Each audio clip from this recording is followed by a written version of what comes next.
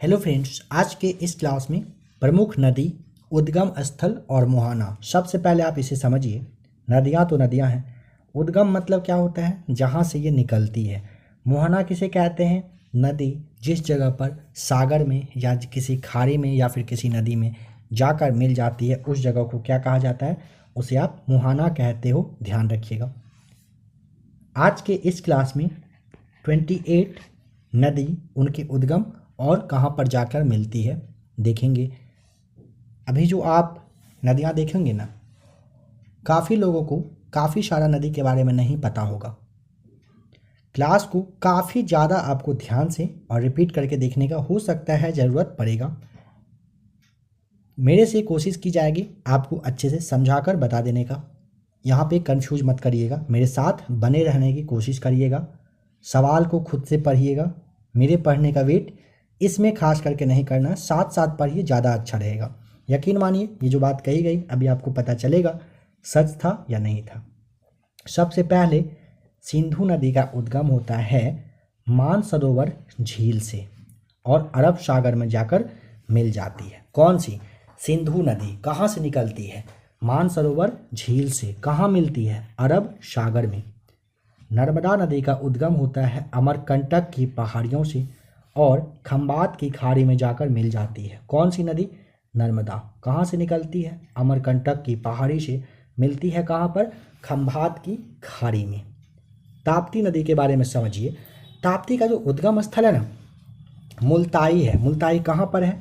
तो मध्य प्रदेश में है और यह खंबात की खाड़ी में मिलती है। कौन सी? ताप्ती। कहाँ से निकलती है? मुल्ताई से, मध्य प्रदेश से खंबात की खाड़ी में जाकर मिल जाती है।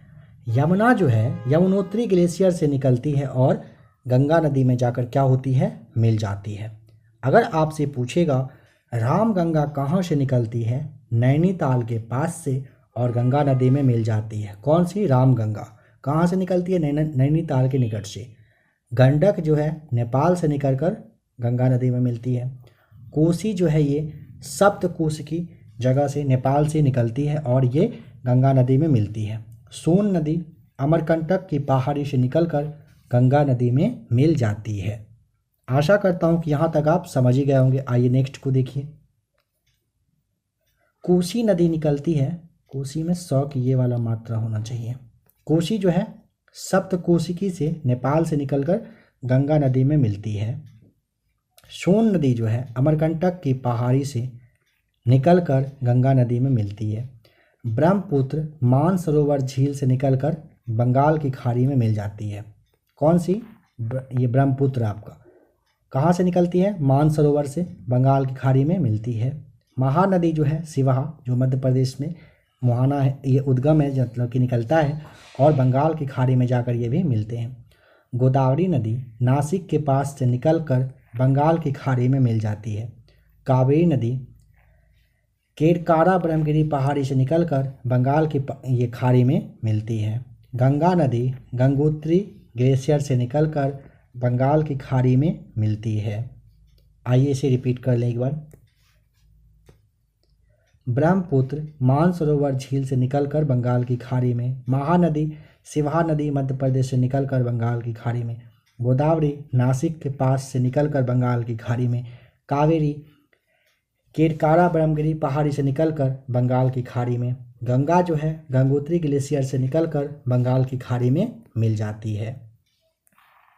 चंबल नदी जाना पाव पहाड़ी से निकलकर यमुना नदी में मिलती है। चिनाब बारालाचा दर्रे से निकलकर सिंधु नदी में मिलती है। झेलम शेषनाग झील से निकलकर चिनाब नदी में मिलती है। रावी जो है रोहतांग दर्रे से निकलकर चिनाब नदी में मिल जाती है। कृष्णा पूछेगा तो महाबालेश्वर से निकलकर बंगाल की खाड़ी में मिलती है। रिपीट कर लें इसे भी। चंबल नदी जानापाव पहाड़ी से निकलकर यमुना नदी में। चिनाब जो है बारालाचा दर्रे से निकलकर सिंधु नदी में। झेलम शेषनाग झील से निकलकर चिनाब नदी में। रावी रोहतांग दर्रे से निकलकर चिनाब नदी में मिलती है। कृष्णा जो है महाबालेश्वर से निकल करके बंगाल की खाड़ी में मिल जाती है। लूनी जो है नाग पहाड़ी से निकल के, जो कि आपका अरावली पर्वत श्रेणी पर पड़ता है, ये आपका कहाँ पर? तो कच्छ की रण में जाकर मिल जाता है, गायब हो जाता है। व्यास जो है नदी रोहतांग दर्रे से निकलकर सतलज नदी में मिल जाती है। सतलज जो है मानसरोवर झील से निकलकर चिनाब नदी में मिलती है। नील नदी के बारे में समझिएगा, विक्टोरिया झील से निकलकर ये भूमध्य सागर में क्या होता है, मिल जाती है। अमेजन जो है लैगो विलफेरो से निकल के अटलांटिक महासागर में मिलती है। वांगो जो है क्युनलुन पर्वत से निकलकर चिहिल खाड़ी में मिलती है।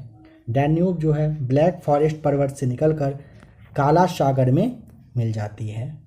वोल्गा के बारे में समझिए, सल्डाई पहाड़ से निकलकर कैस्पियन सागर में मिलती है। यांगसी नदी के बारे में आपने सुना होगा, ये तिब्बत के पठार से निकलकर चीन सागर में जाकर मिलती है।